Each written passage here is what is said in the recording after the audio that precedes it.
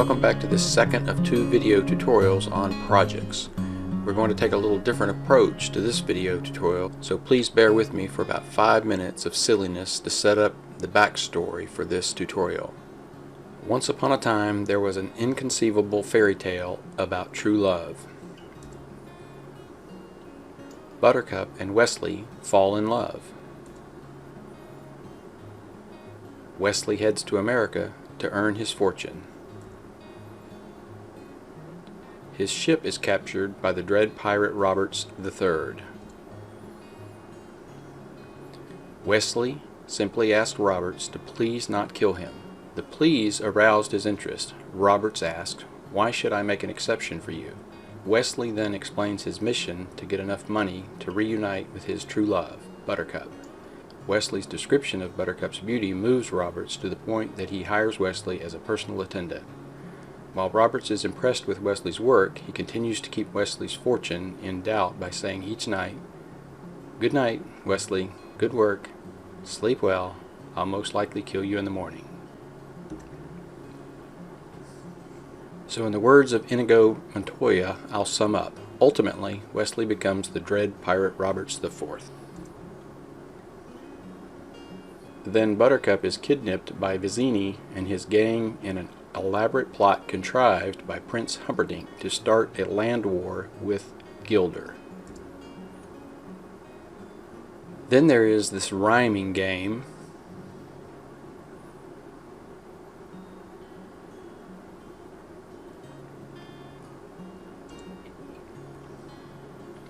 Then Buttercup is almost killed by the shrieking eels. Then the Cliffs of Insanity. Then a magnificent sword fight.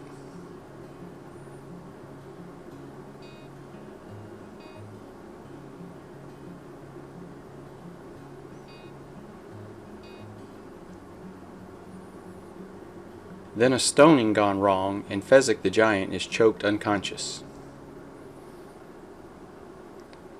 Then we all learn never go in against a Sicilian when death is on the line. Then a colorless, odorless, and deadly poison from Australia, iocane powder, bests the Sicilian Vizzini.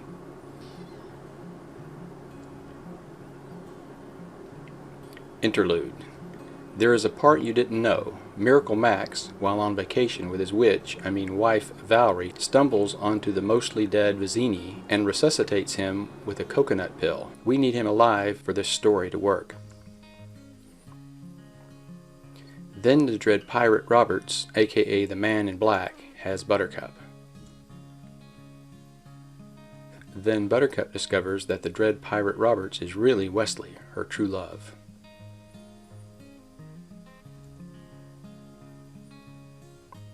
Then there is a fire swamp.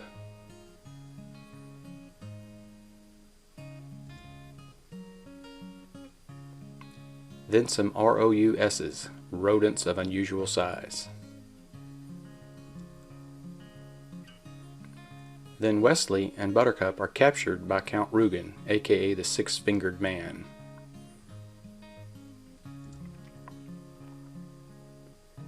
Then Wesley is tortured until mostly dead in the pit of despair by an albino.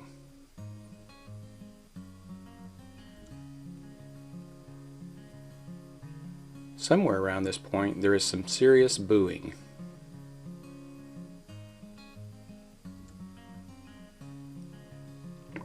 Then Inigo, the sword fighter, and Fezzik, the giant, find the pit of despair and rescue Wesley.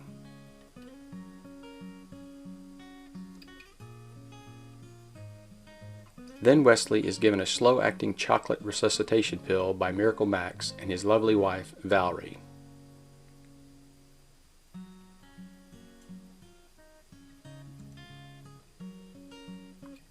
Then they head off to storm the castle.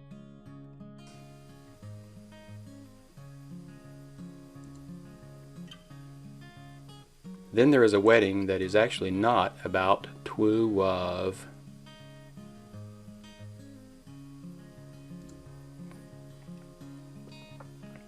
Then there is some storming of the castle.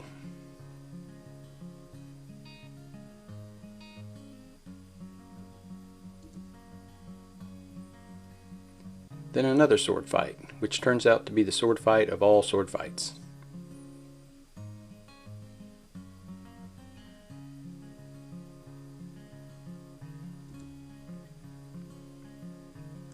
Then Buttercup is rescued.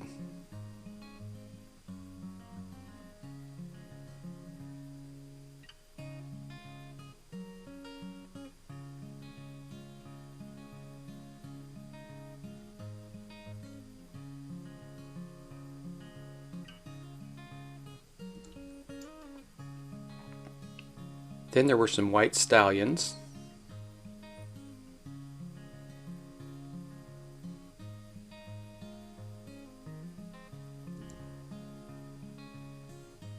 Then a kiss, but not just any kiss. Since the invention of the kiss, there have been 5 kisses that were rated the most passionate, the most pure. This one left them all behind.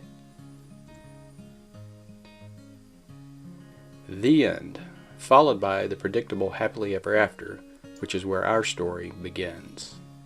Okay, in our last video tutorial, we were working on going through an overview of the projects, and now we're actually going to create a project from scratch based on the story we just heard. So if you remember from the last video, we can start a new project one of 3 ways. We could scroll to the bottom of the list and click on New, and then once we did that, we could load the template. We could also click on New here and then load the template, or we can just click on this down caret to the right of the blue button and actually choose the template that we want here. It might save a step or 2 by doing it this way. This is typically how I would start a project. And then we give the project a name, and we are going to call this project Florin Castle. So King Wesley and Queen Buttercup will be building a castle. Revenge Builders will be their castle contractor. So let's start here with our first field, creation date. And again, this could be a true creation date where it's automatically created, or you can just use a date like this and then put in the day you do create it. The advantage to just keeping a regular date and calling it a creation date is that you can put things in from prior months or even reproduce a year if you needed to. Let's choose our status, and this is the status for the home or the castle or the commercial building.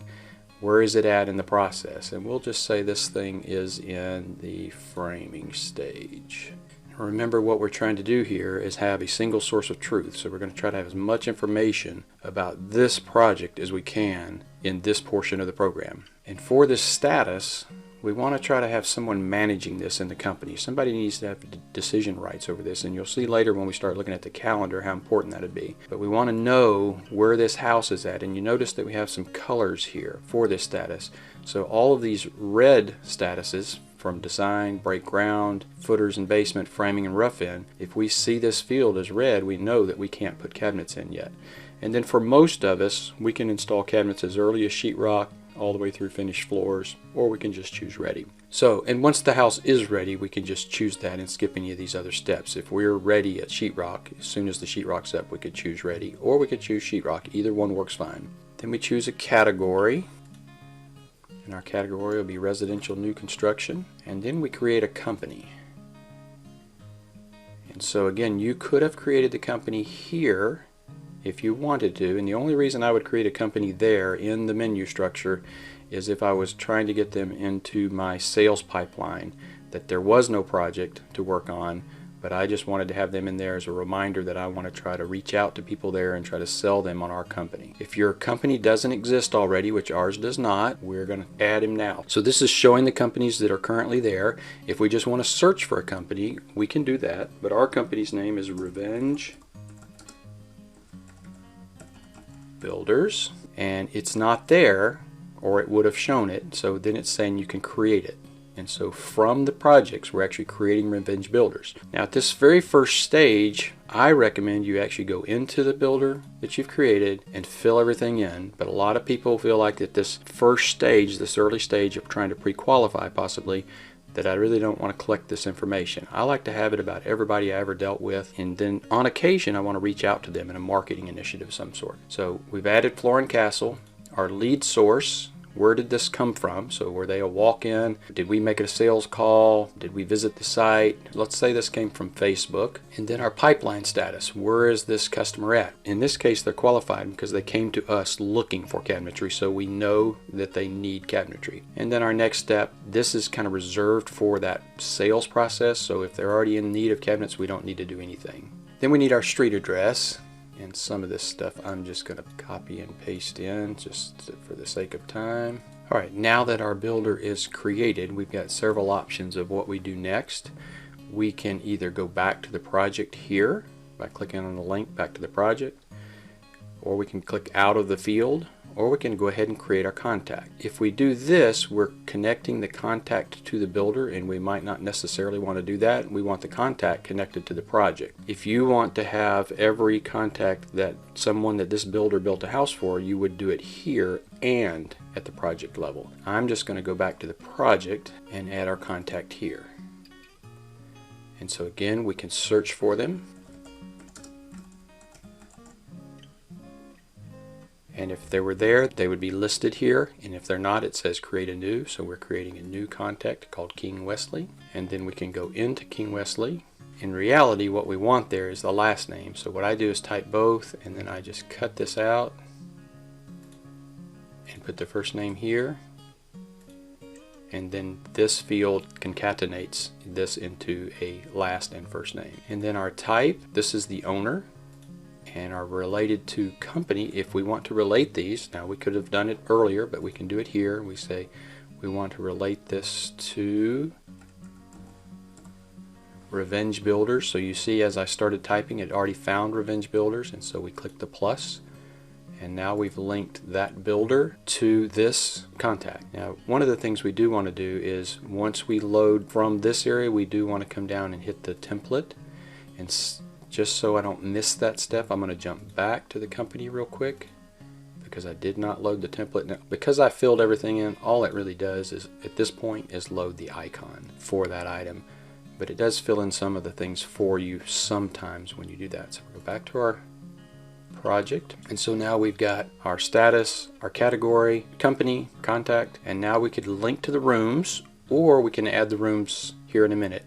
And I'm going to skip it here just to show you that there are these other options, but you could do this here. And then images, there's a link here to do this, but you typically don't do this till the very end, although early in the process you may take some before pictures of the project before maybe the old cabinets are ripped out, or just the raw framing or something like that. If you want to have some progress pictures through the process, this gives you that opportunity to do that. And in this case, we don't know if we won or lost it yet, so we'll leave that empty until we know, until we've gone past this first meeting. And so we're going to jump from here on down to project itself. This area, and I think I explained this in the other video, but this is our table of contents, and so it would take us, if we wanted to go all the way down to images, we could click here and it would take us all the way to the very bottom to the images. But this is our step-by-step approach that if we scroll we come to, but this would jump you to one if you wanted to jump past one. So this first meeting, we're meeting with King Wesley and Queen Buttercup, and we need to get them a ballpark estimate. Now, since we have the address for this project, we can come in. Let's just jump over to Google Maps, put in our address. So what I did was I copied the URL, and then I just come in here and paste the URL. I clicked on this embed anything, PDF, document, Google Maps, or Spotify, and then I want to paste that address. But then you have that map from this point forward, so anyone could use that. The guys delivering the job, the guys installing the job, the guy field measuring, everybody would have access to that even on a smartphone. Now, one of the things that makes this a little bit easier is if you go ahead and open this as a page, and then if you even want some more real estate, you can come up here to these. You have to float up over them, but you see these double arrows. This will close this sidebar, so we can do that. And we've got all the real estate for this. So now we're ready to create this ballpark estimate, but there's one question we want to answer first. So we would jump to our rooms. So I've gone to rooms, and I've come to the delivery schedule, and I've gone ahead and opened this up in January.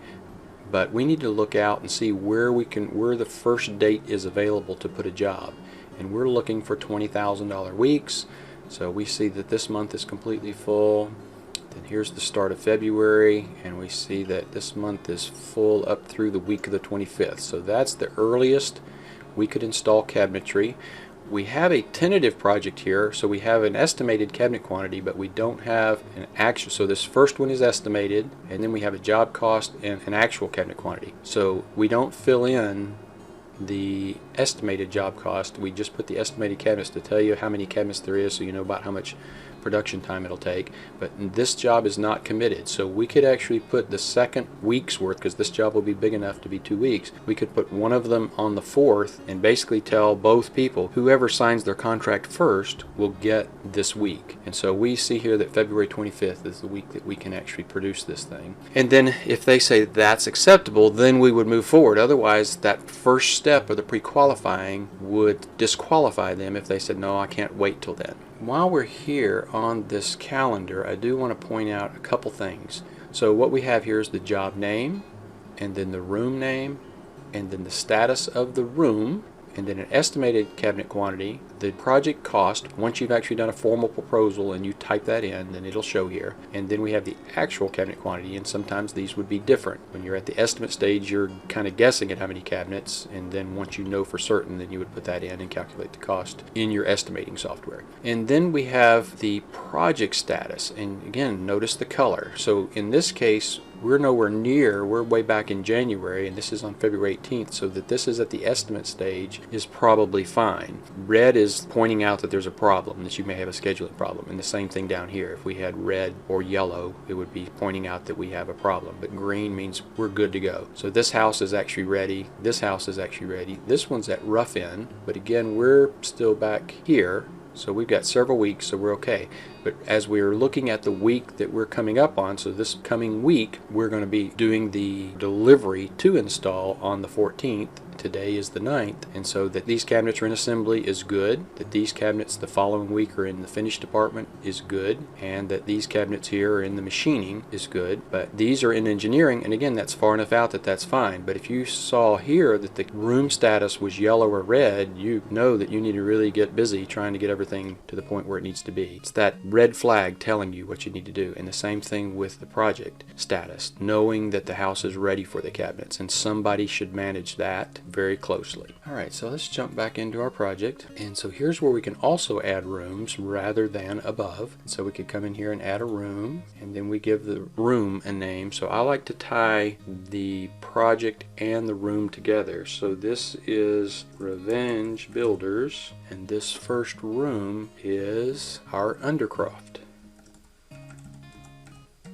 For those of you who don't know, that's a medieval kitchen. And then we choose the actual room name. Now it's a little redundant, but we need both. And since Undercroft is not here, although if it was a long list, it would find it for us. Because it's not there, we have to create it, and then we've chosen it, so we can click out of that field. And then we have an estimated cabinet quantity for the Undercroft is 19 cabinets based on some photos that Queen Buttercup provided us with. Then we need to link to our rates. Now if we had done that above at the room level, we wouldn't have to do this, but again, it's no big deal. And you could have several of these rates. So I've got this rate, a low rate, an average price, and a high price based off of last year's performance. So this was all the cabinet jobs we did, the number of cabinets divided by the total cost of all of those projects. And then we went and looked for the lowest cost job, and typically we throw out the very lowest cost and take the next one up. And the same thing with the high price. We throw out the highest priced one and take the next one down. But we find those numbers to be our average, but some people find that they want a cabinet cost of 10 cabinets or more and 10 cabinets or less, or some magic number that they feel comfortable with, more than 7, less than 7 kind of thing. You're welcome to do that. Maybe this low number needs to be adjusted when you have less than 10 cabinets kind of thing. So we'll load our cabinet costs. So we've got another room, and it's a laundress's room. So that's the launderers, the person that does the laundry in medieval time was called a laundresses. And so we'll,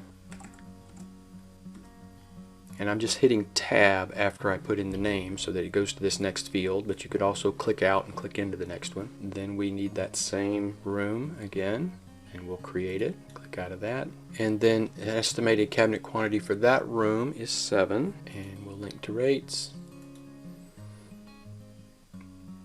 And you see that not only do we now have the low, average, and high cost for that room, we also have a total for the 2 rooms.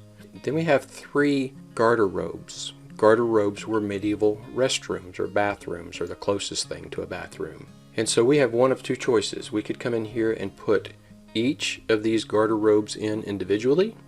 So there's 7 cabinets in one, 3 in the next, and 5 in the next. Or we could put them all together. So the distinction is, do they have the same door, drawer front, finish, surface hardware, and all that? If they have all the same selections, you can do, and just for the sake of time, I am going to do that. So Revenge Garderobe, and then tab, and then I need to add that new room because it's not in here. Create, and you can tab or click out, and then the estimated quantity for all 3 rooms is 15. And so again, I could have done it as garderobe 1 or master garderobe, dungeon garderobe, tower garderobe, however I wanted to do it.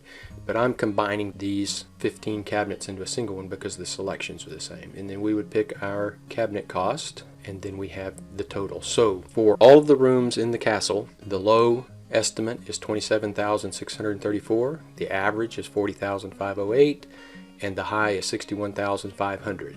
And that should tell the customer, whether that's a builder or a homeowner, whoever you're dealing with, that should give them enough information to know whether they can afford to deal with you or not. It also will help you sell more jobs because you have given them 3 prices. So I'm not a fan of a ballpark when you only give one number. I'm only a fan of a ballpark, and you see how big this span is. I mean, from the low to the high is almost double. But when you give them, if you give them one number, they'll never forget it. It'll be the only number they ever remember. But if you give them 3 numbers, a low, a medium, or average, and high, then if they make their selections and this ends up being the number, they still know that you have other things they can select that would be this. Instead of just going to another cabinet maker and letting them pick something less expensive, hopefully by giving them this number, they'll come back to you and say, well, what would I have to use to get a better price? Maybe I can't afford 40, but maybe I can afford more than 27, that kind of thing. So you might save a few jobs by doing that. All right, so while we're still here at the ballpark estimate stage, let's also jump back over here and talk about this project size. So this company is seeking $20,000 a week in sales. And so we're looking here and saying, hey, we've got 18 there, 20, a little over 20 there, 8 and 15 there, 35 there. So that's pretty rich, but it's still good. And then 25, then 24, then we've only got 9. But if we put 20 here, we should be good because we were a little over, and then under. So we should still be good to put our project in there. But what we're trying to do by separating out these rooms here in the project is to be able to find those ideal weeks. So if we're looking for $20,000 weeks and we have these lined up, we can kind of figure out where they go. And so that's the idea of separating everything that has unlike finishes, and you might want to separate things that even have alike finishes so you can kind of craft that $20,000 week. Now obviously you don't want to install the kitchen first and the bathrooms last. Typically what builders really appreciate is you getting in there with all the secondary rooms early, doing these smaller transfer batches or process batches, and then coming in with them and getting them installed. So once we've completed the ballpark estimate, then we might be able to do the room selections in the same meeting, but what we're trying to do here is pre-qualify in a second step. So the first step was, can you accept our soonest delivery date? And if they say yes, then we've pre-qualified them on that level. And then here we're trying to pre-qualify them on the pricing. And if they're okay with that, we can go move forward into the second meeting. Again, this second meeting might take place at another time, or you may be able to go ahead and do it if they have the time while they're there for this first meeting and got this ballpark estimate if they know what they want. So then you would go through and make your selections for the project. So if this needs to be another meeting, and you see here our terminology, so we talked about this in the first one, these blue headers are balls in the cabinet maker's court. The red headers are the balls in the customer's court, and we even have the little basketball since basketball is played on a court. And so if this has to be a separate meeting, then we want to try to schedule that as soon as possible, and we're letting the customer know that we can't do anything else until we get this. The ball is in their court. We've passed it off to them. So then you would come in and start making your selection. So I'm going to make one just kind of talk through it, and then I'll make the other ones kind of offline or speed it up, one of the two, so that you don't watch me do that one at a time. But here real quick, and these are just type text, so I'm going to come in here and say that for the garderobes, the bathrooms, I'm going to say that we're going to use maple melamine for those. They want to save just a little bit of money, but they're not really trying to save a ton of money. And then for the exterior, we're going to say that those are maple paint grade. And then the edge band will be designer white. And the door model is going to be our shaker, TW10 shaker. Our edge profile will be the LO34. Our framing profile will be square since it's a shaker. And then we need to just scroll to the right here. And our door profile, our door panel profile will be design specific because it's a shaker door. And then our short drawers will be, let's just go ahead and say our short drawers are slab. And then our tall drawers are still the shaker. And then our drawer box, let's go ahead and say they want to save a little money here, so we're going to use the Bloom Meta Box. And then our stain paint color is designer white. And then the glaze is none. We're not going to use a glaze. And our sheen is 15 degree. And since these bathrooms don't have crown and light rail, we'll just say none for both of those. And then if we've got some notes about that, we could add those there. Any notes about those rooms? And so you saw how that worked, and then I will select these and then come back. And again, I'll either stop the video or I'll speed it up, one of the two.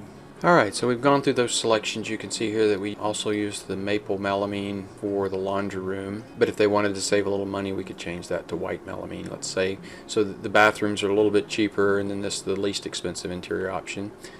I am going to change that to designer white. So here we're using a decorative laminate veneer door, and here we're using a raised panel door out of cherry, and then still another Bloom Meta Box for the baths, and then a dovetail birch drawer box for the undercroft, and then colonial stain sable glaze 15 sheen. So made some different selections for the different rooms. And so now the next thing we need from the customer, and again hopefully they have that, but if they don't, we're looking for these appliance specifications. So technically kind of our selections meeting is done and over with, but always during that selections meeting, they're both red, we want to at least ask for, at least start pushing for the appliance specifications. We need those as soon as possible. And so you see the little arrow unfolds this, and we're ready to upload these. So let's say that they've emailed them to me the next day or the next week or whatever, and so I need to upload those. So I've got some on my desktop that have nothing to do with this fake job, but we'll stick them in here anyway. So I'm going to go to my desktop and go to my miscellaneous file and our Princess Bride job. So I need to have my refrigerator appliance specs, and then and so now I've got them, I'm going to check them, and I need my dishwasher appliance specs, and so I've got those. I'm going to check that. I need my cooktop.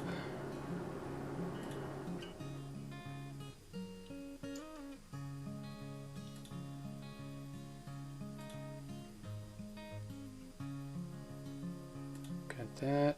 Then I need to get my oven.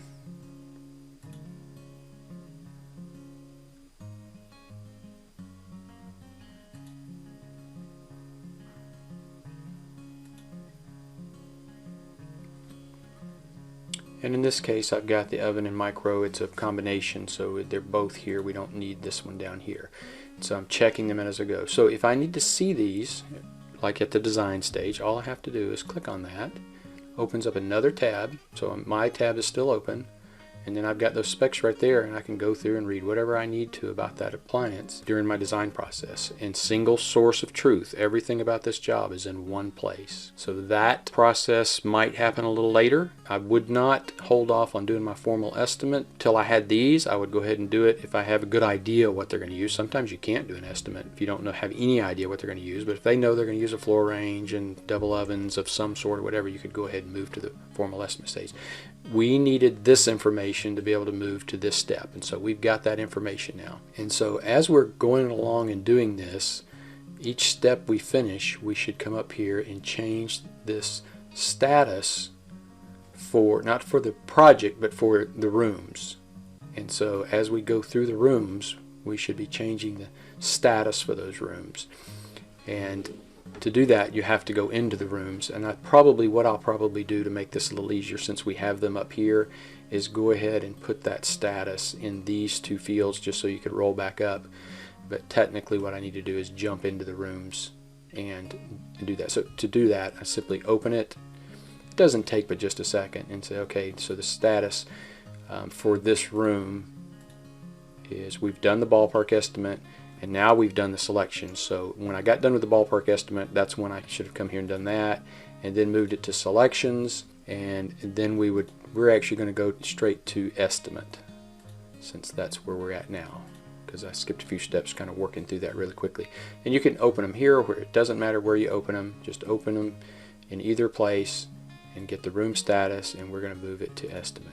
Now technically what's really happening here is your employees are doing this. So they're, whoever's responsible for it when they get done, so whoever got done with the ballpark would set it to ballpark when they meet with them, or before they meet with them and they have an appointment.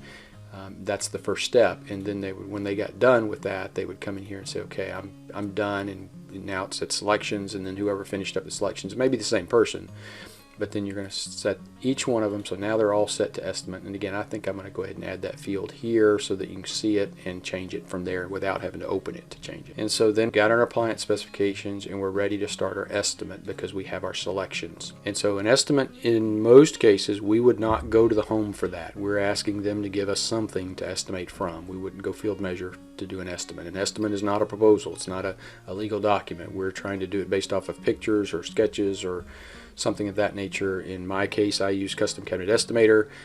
You might use something else, but the ball's back in their court as soon as we finish this. We would go through this process, and as soon as we got our estimate completed with our estimating software, we would upload it here.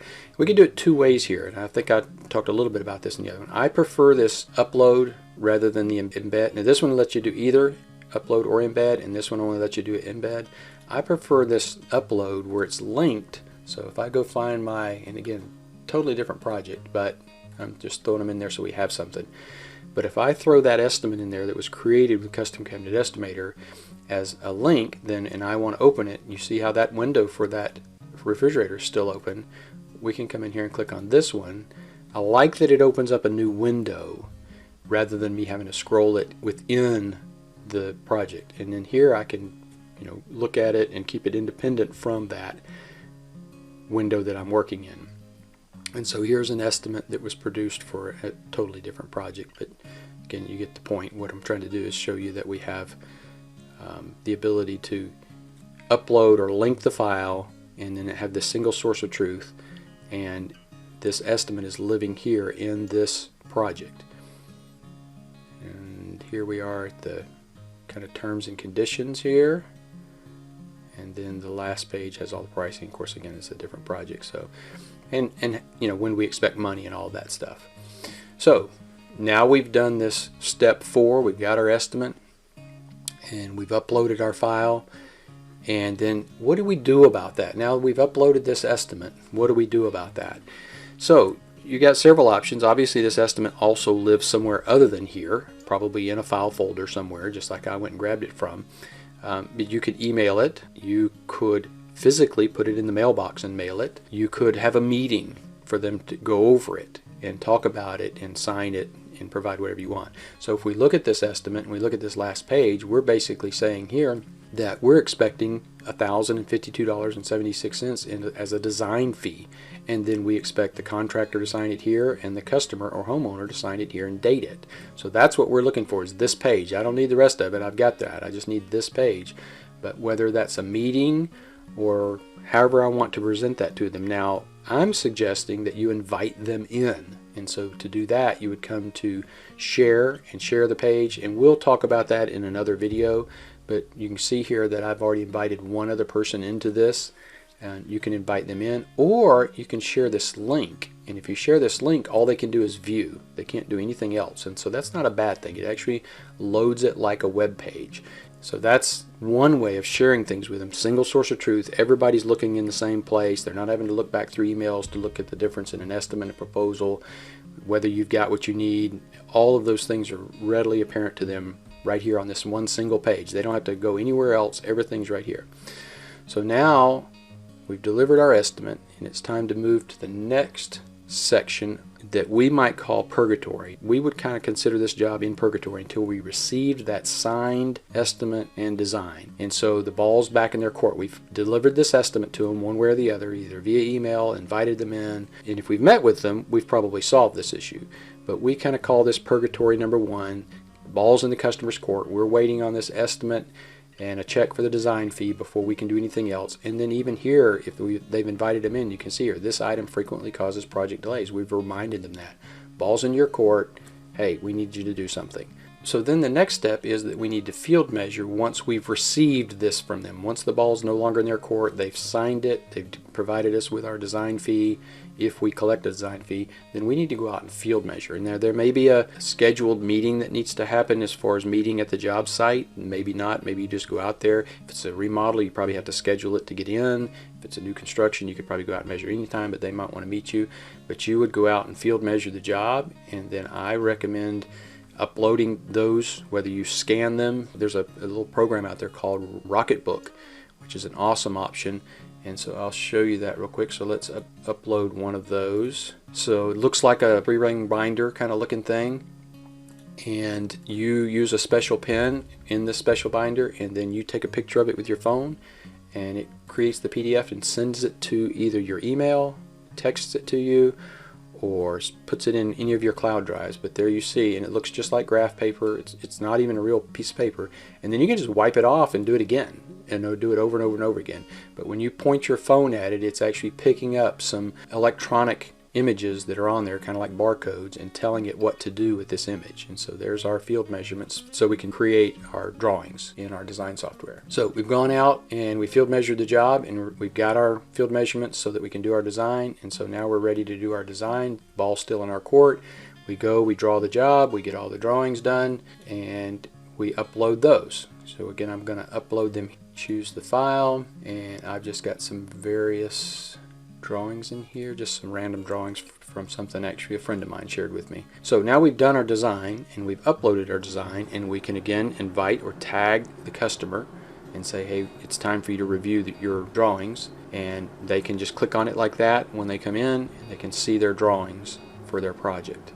So these PDFs are really a nice way to do this, to have a PDF of the drawings that they can look at their leisure and review and even make notes about. And so there's always the option to put notes in. We'll talk about that in a later video, how they put notes in different places. But if they have a comment about the proposal or the drawings or anything, they just highlight it and then choose comment and type in the comment, and you will get a email telling you that they did that. And you can also send them messages. If you want them to get an email, you will have to use the @comment. So if I was going to do that, so I've only got one guy in here, but I could hit the @sign, and then if I start typing his name, then there's his name, and I click it. Then if I typed in a message, he would actually get an email saying, hey, I have a question about this proposal. So we've done our design, ball's back in their court for a design review. Now this might require a meeting, and so remember, we need to keep changing our status. I haven't been doing that. Again, I'm trying to get through this as quickly as possible. But you would be moving this status from now we've done our design and we field measured and we're ready to do the proposal. So we can't go past where we're at. I'm just going to do the one to show you how you would do that. When we get done, I'll go ahead and change all of those so we can look at it in the calendar view. So now we field measured, we've done our design, we need to have this design review meeting, and then we can say you're typically done at our facility, but at times can be done remotely. That's totally up to you, and these words can be anything you want. You can just back that out and type whatever you want the customer to see. One day when I was talking to somebody about this, when I was talking about the ball being in their court, they said, what about the monkeys on their back? And so I added a monkey icon in there, and you can do whatever you want. So then we want to provide them with a proposal. So now we've done our design, we're ready to convert our estimate into a proposal. Again, you'd go back to your estimating software to do that. So once we have that proposal, we click on the arrow to get to the upload, and then we upload it. And so I do have a proposal in here, and we'll attach that. And again, if they click on it, it'll open for them in another tab so they can look at their proposal. And again, right now I could just come in here and highlight this and say I want to comment, and then type in the @ sign and tag their name, and they would actually get an email telling them that their proposals was here. And when they get that email, it'll take them right here. This is where they'll land when they click on that, because it's bringing them to these words. So there's other ways to put comments in, but I think this is the most effective right here, is doing that. And so once this proposal is delivered, then we kind of got another purgatory here. There's several of them, even after design. Do we need to have a design meeting? If we do, we need to schedule that.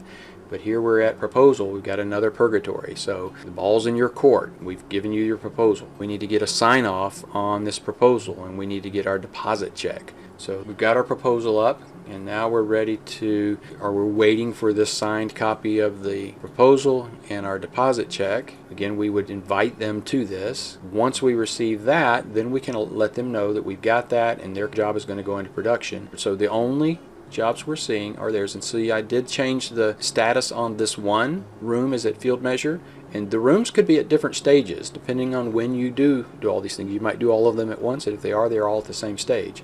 So you see now that they can actually follow their project from here on out. So up to this point, the status is they're just moving across this as we change them, but they're not really looking at it at this first and second stage. But from here on out, they might be looking at this, and definitely once we get past this proposal stage. So here's our sequence of events, and it can be anything you want. These fields are things that you can create and make anything you want.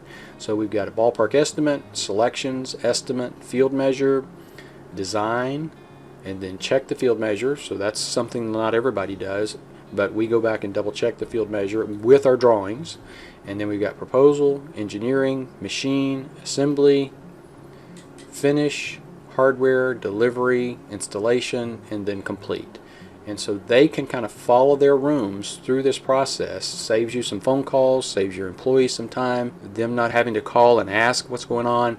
They can keep up with what's going on, and it holds you accountable to do the things you said you were going to do. And then this last section, images, now we don't have any, but you could start adding them all the way back to when you went out to field measure. You might always take before pictures, especially in remodel situations. And then you can just right then take the picture with your phone and upload it, because there's an app for this. There's a phone app for this in both flavors, Android and iPhone. And so you just click the new button or touch the new button on your phone and upload that picture right then. And so you put all your before pictures here, and then if you want to, this is a good marketing and sales deal, kind of let them follow that process too, and you tag them each time you do it. And I've got instructions here what I think you need to do for these. It's just real quick, easy instructions. Put a new picture when you start machining. I wouldn't put 10 pictures. I just put 1 or 2 pictures and tag them, and I would do it around lunchtime. The customer is most likely to show it to someone else if you do it around the lunch hour. So when we started the machining, I'd take a couple pictures, and then I would put them up and tag them here in the machining and say comment and say, hey, we started machining your job today. And then when we got to the assembly portion, I would do a couple more pictures of some guys building some of their cabinets, same thing. And then maybe a couple pictures from the finish room when everything's being finished, and then tag them with that. And then at the hardware stage, and then installation. Now typically you could start the first pictures for installation at delivery. Hey, when we're loading your cabinets, that's kind of part of hardware, that we're loading your cabinets to be installed. On installation, I would spend quite a bit of time taking pictures before, during, and after, and post them throughout the day or days. It's just super marketing material. Again, whoever they're with, they're going to turn that around and show it to them and say, look, they're installing our cabinets. And especially if they're a doctor, a lawyer, or an attorney, anybody in the professions, or an engineer, anybody, the potential is there that they'll show it to someone, and that those people at some point in time will need cabinets. Hey, who was that cabinet maker that you talked to me about when you were having your house built? And then after complete. And then inside your shop, people will be able to grab these pictures very easily when they need them for either social media posts or to update your website or any of those type things. So there we have it. We've got all of this done now. Now I haven't set the statuses, and again I think I will probably add these fields by the time you see this again. Right next to rooms we're going to have that status, so you can just do it right there rather than having to open each one and do it. It is. I just need that.